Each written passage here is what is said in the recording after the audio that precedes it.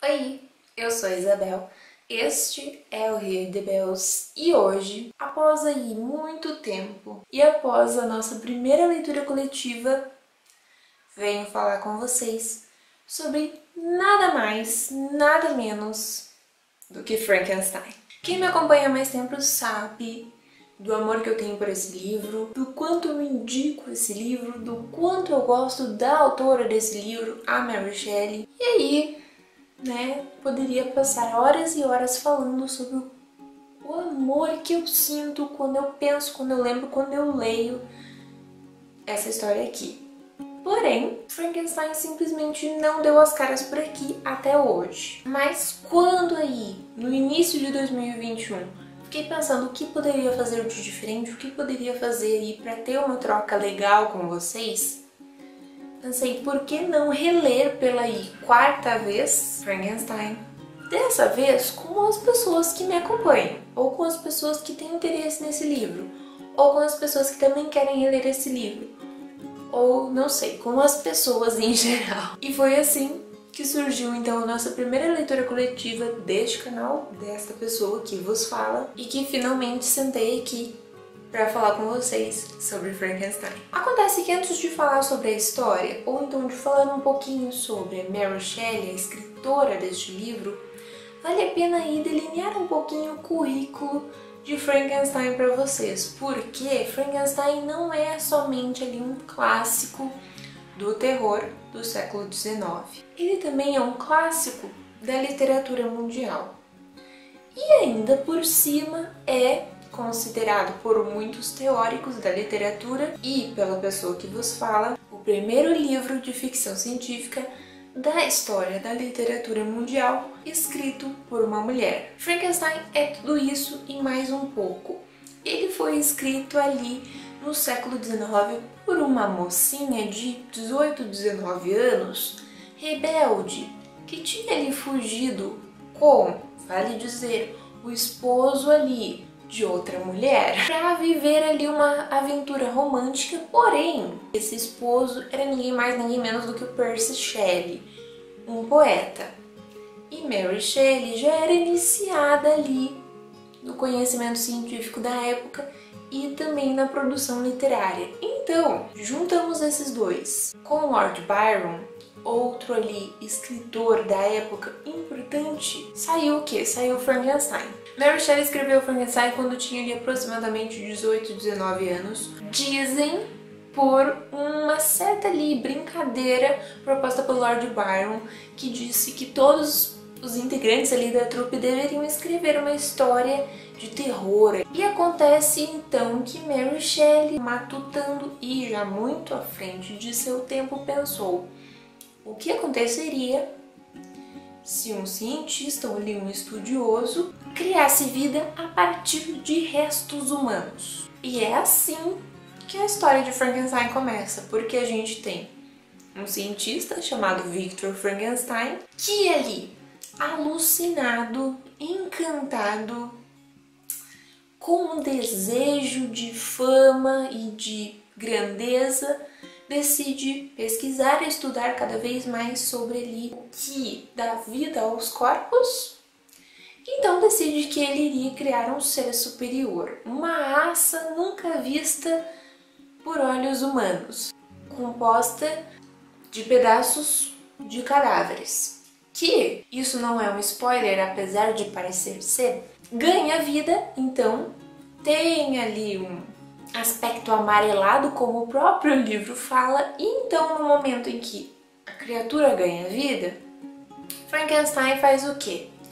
Foge, morrendo de medo, abandona a criatura que carinhosamente chama de monstrinho, e aí a história cai ladeira abaixo, digamos. Porque Frankenstein, como muita gente comentou na nossa leitura coletiva, parece uma história de terror, mas é muito um drama, quase um drama familiar, porque temos aqui um criador que simplesmente abandona sua criatura na sociedade e ela que se vire.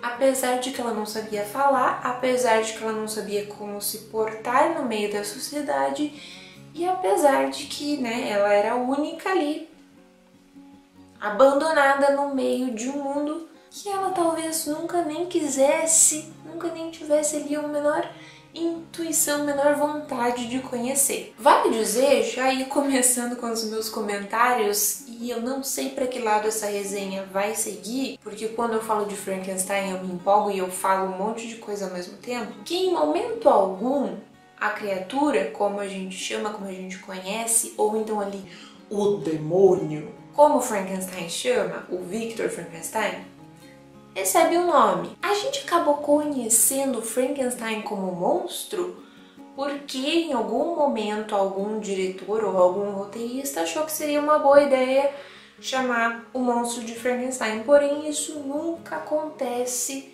aqui nesse livro.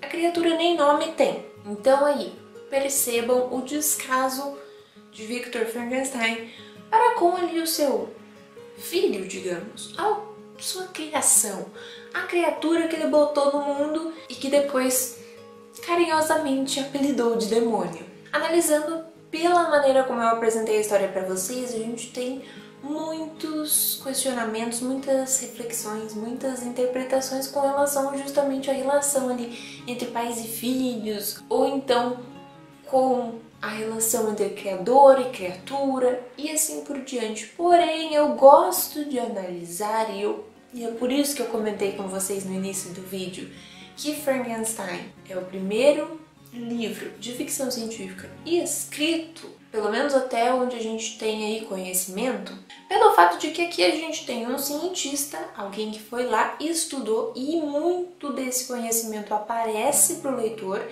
principalmente ali nas primeiras páginas, nos primeiros momentos da história. Sabia de corpos humanos, sabia de química, sabia de biologia, e que então cria ali um ser novo. Porém, em momento algum, este cientista, esta pessoa problemática que é Victor Frankenstein, reflete se o que ele está fazendo é bacana, se o que ele está fazendo não é bacana.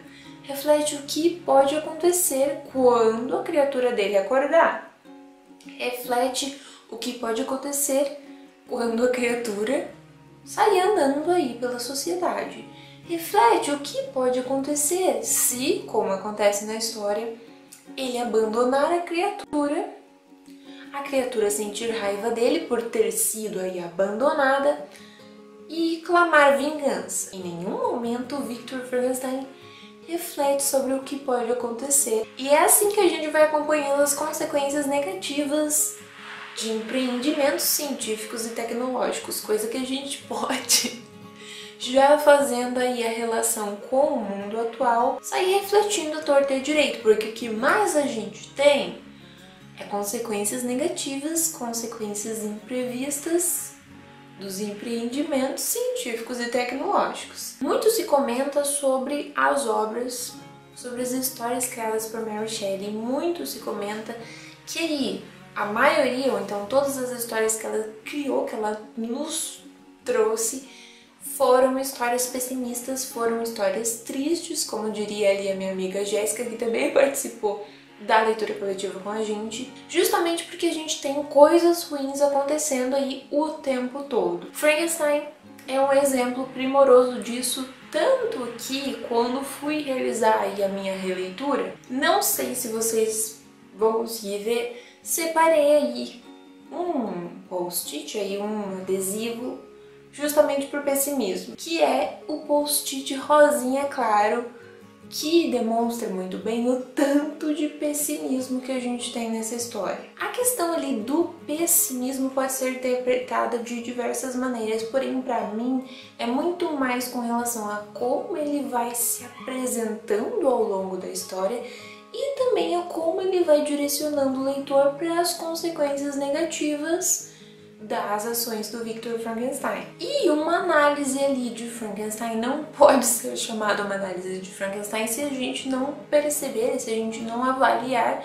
justamente os comportamentos e as passagens do criador e da criatura. E foi por isso que aí os outros dois post-its que guiaram a minha leitura de Frankenstein, esta aí, quarta releitura, este quarto encontro com o monstrinho foram justamente as passagens em que Victor aparece e em que a criatura aparece. Caso você tenha começado a acompanhar meus vídeos por agora, saiba que sim, Frankenstein é um dos meus livros preferidos da vida. É um livro que eu indico de novo e de novo, tanto que achei que a primeira leitura coletiva que eu aí promoveria precisava ser uma leitura coletiva de Frankenstein. Frankenstein já me rendeu diversas releituras, Frankenstein já me releu um artigo, esta releitura promete render pelo menos mais um artigo, porém, neste momento, meu foco está aí por uma campanha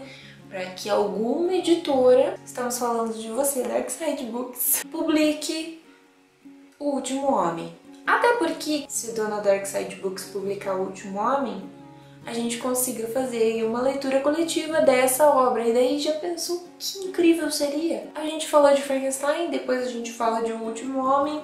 Quem sabe Dona Darkside publica outros livros de Mary Shelley. Sonhar é de graça. Mas se você gostou desse vídeo, não se esquece de clicar no gostei aqui embaixo. E também já coloca aí nos comentários se você já leu Frankenstein. Se não leu Frankenstein, se você já releu Frankenstein. Ou então, se você aí participou da nossa leitura coletiva, me conta o que você achou, compartilha aí suas opiniões com a galera e vamos espalhar a palavra do monstrinho mais injustiçado da história da literatura. Bom, pessoal, então é isso e a gente se vê num próximo vídeo.